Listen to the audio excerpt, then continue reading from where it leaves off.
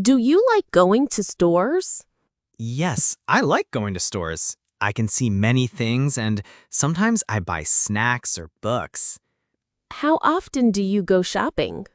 I go shopping once or twice a week, usually with my parents. What things do you usually buy?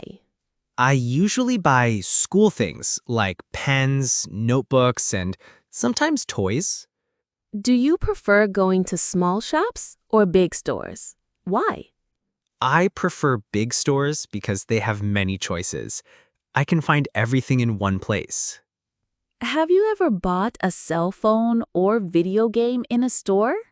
Yes, I bought a video game once. I was very happy because it was fun to play. Do you like buying things alone or with friends or family?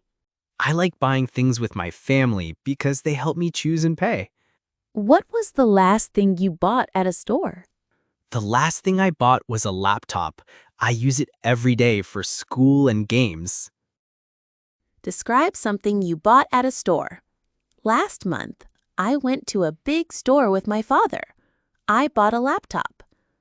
I needed it for my school homework and online classes.